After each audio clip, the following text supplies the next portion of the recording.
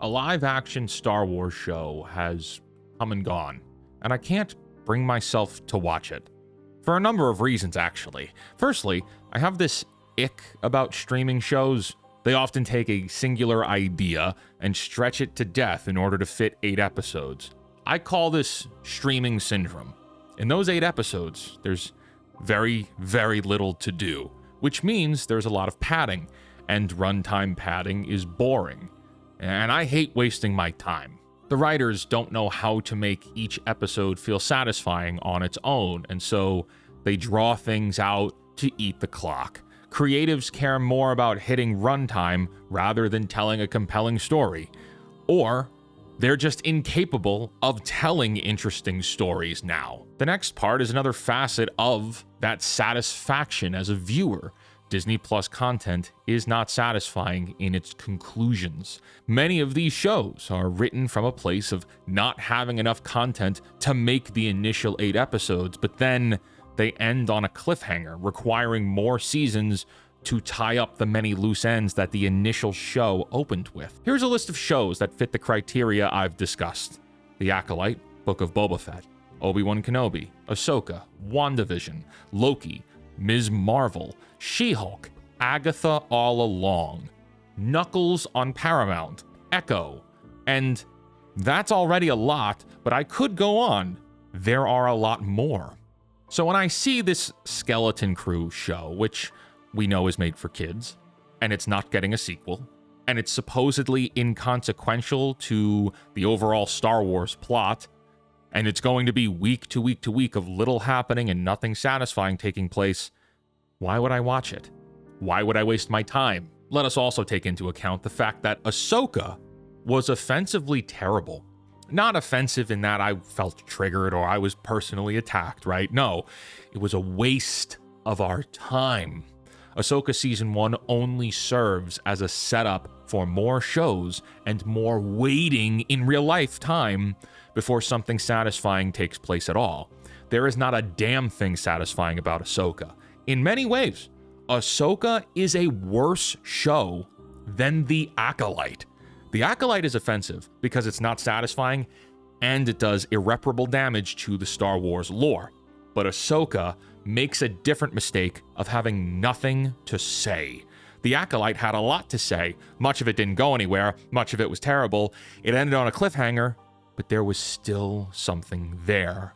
The Acolyte had something worth discussing because of how bad it was. Ahsoka doesn't have that. Nothing happens. Week after week, until the final episode, and it ends on a cliffhanger. When the only memorable moment from the entire season is Hayden Christensen showing up and stealing the show, you've got a problem, because his character's story is supposed to be over. This was Ahsoka's show. Anakin shouldn't be the only selling point of its success. And perhaps I'm one of the few people putting into words how the rest of the Star Wars fan base feels. Perhaps, maybe. I've often said that Star Wars fans are divided 3 ways: classic fans, Disney fans, and normies. Normies don't care about Ahsoka or Andor or Acolyte. They didn't watch Clone Wars or Rebels. They saw the movies in theaters, and Grogu was a good marketing hook for them, but that goodwill with normies is gone. Normies don't care about Star Wars anymore. And with every addition that performs poorly for the brand, whether it's a game, movie, book, or show, each time Star Wars takes a hit, more and more normies are opting out. And with them opting out, they're not coming back. They're not interested. Then you have the classic fans. I'm certainly one of the classic fans. I prefer the way Star Wars was over what it has become. Yeah, I like the Jedi games with Cal Kestis, but that's about it. Many of the classic fans, like myself, would prefer if Disney just stopped making content for like 10 years. Come back and try again later after you've worked out a real plan. Then there are the Disney fans who will eat up anything Disney makes.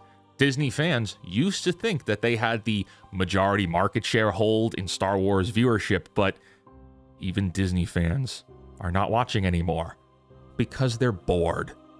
And that's the thing here. That's the big revelation. Across all three of these market segments, one thing remains true. Disney Star Wars is boring. And that's why people didn't watch Skeleton Crew. That's why people didn't watch Acolyte. That's why people gave up on Mandalorian. That's why Book of Boba Fett didn't get the numbers it needed.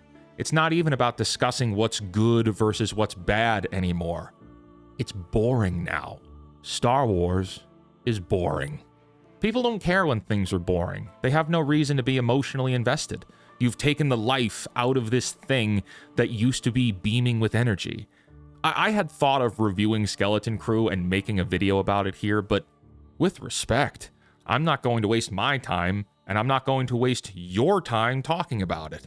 Like, even with the super shills on Twitter, they've got nothing to say about this show.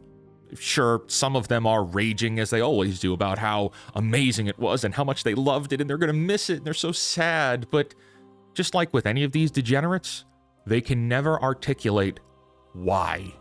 What did you love about it? Why was it so good? Why do you feel the way you feel? The shills can't answer these types of questions because, well, frankly, I think they're either fake and bots, or they really are just that stupid. Is Star Wars dead? That's a common phrase that gets floated around often. And yeah, yes, it is. It doesn't mean they'll ever stop making content, but it does mean that people just don't care anymore. Lucasfilm gets what Lucasfilm deserves. Friends, thank you for watching this pondering video. If this brought you any value at all, I invite you to subscribe to this channel. And until next time, do the sensible thing and cancel Disney Plus. Thank you.